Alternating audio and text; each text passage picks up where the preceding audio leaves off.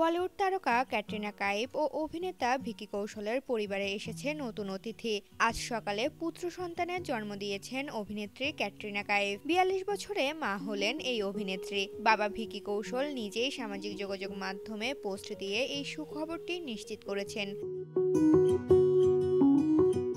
২০২১ সালের ডিসেম্বরে বিবাহ বন্ধনে আবদ্ধ হওয়া এই তারকা দম্পতি তাদের যৌথ বিবৃতিতে লিখেছিলেন, আমাদের জীবনে আনন্দের উপলক্ষ এসেছে। বিয়ের পর থেকে এই তারকা দম্পতি ছিলেন আলোচনার কেন্দ্রে। চলতি বছরের শুরু থেকেই ক্যাটরিনার অন্তঃসত্ত্বা হওয়ার খবর ঘুরছিল বলিউড মহলে। লন্ডন সফর, সিনেমা থেকে দূরে থাকা এবং তীর্থস্থানে যাওয়া সবকিছু মিলিয়ে জল্পনা আরও বাড়িয়ে দেয়।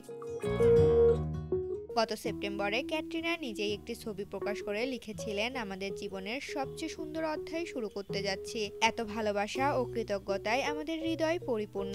সেই পোস্টের মধ্যে দিয়েই তারা প্রথমবার সুখবরটি নিশ্চিত করেছিলেন। ভিকি ক্যাটরিনার ঘরে নতুন সদস্য আসায় উচ্ছ্বসিত তাদের কোটি কোটি অনুরাগী। শুভেচ্ছার বন্যায় ভাসাচ্ছেন এই তারকা দম্পতিকে। মা ও সদ্যোজাত দুজনে সুস্থ আছেন বলে জানা গেছে। ঋতুপর্ণা, জনকণ্ঠ।